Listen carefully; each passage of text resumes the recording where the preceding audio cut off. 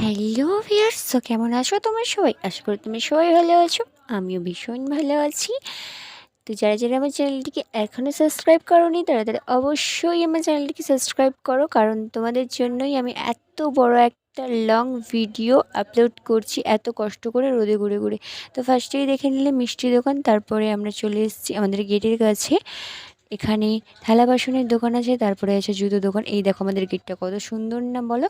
পুরো মেলাটাকে কিন্তু তোমাদের দেখতে হবে, পুরো লং ভিডিওটাকেই দেখতে হবে, দেখলে বুঝতে পারবে কোথায় কি বসেছে। আমাদের মেলায় ফুল গাছ থেকে সব কিছুই পাওয়া যায়। যারা যারা আসোনি তারা অবশ্যই আগের বছর এসো, কারণ আমাদের মেলাটা ভেঙে গেছে। আর ভাঙার পরেই আমি মেলাটার ভিডিও আপলোড করলাম, কারণ আমার কাছে তো মোবাইল থাকে না, তোমরা সবাই বেশিরভাগ জানো। দুপুরে বাবা ঘুমিয়ে গেছে, তার জন্যই আমি লুকিয়ে লুকিয়ে মোবাইলটাকে নিয়ে এসে ভিডিওটা করতে পেরেছি, এত বড় লং ভিডিও। তোমাদের জন্য অনেক কষ্ট করছি গাইস, প্লিজ তোমরা সবাই আমাকে একটু সাপোর্ট করো।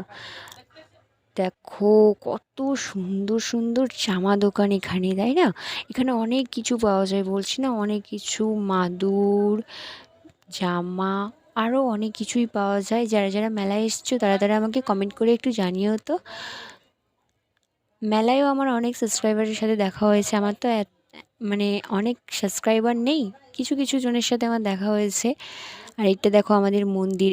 আগে তো শিব ছিল শুধু, বাবা মহাদেব ছিল, এখন একটা পার্বতীকেও কেউ কারো মানসিক পুজো ছিল তার জন্য দিয়েছে। আর এটা ষাঁড় এটা পাথরের করা বসিয়েছে ওখানে মন্দিরের পাশে। তোমরা যারা যারা এসছো তারা দেখেই নিয়েছো।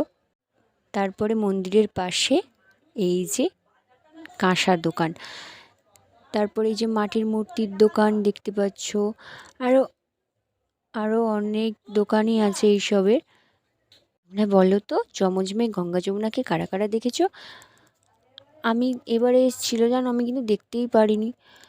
যে যারা যারা দেখেছো তারা কমেন্ট করো। এটা আমাদের আরও একটা মন্দির, এটা আমাদের গ্রাম মন্দির, এখানেও কদিন পরে পুজো আছে, এর ভিডিও আমি তোমাদের সামনে তুলে ধরবো।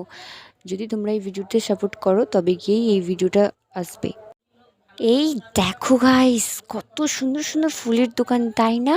আর এটা হলো শাখা দোকান, কত খাবার জিনিসও উঠেছে।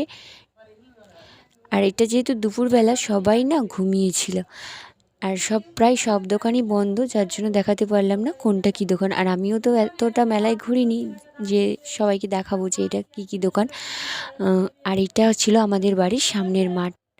তো টাটা গাইস।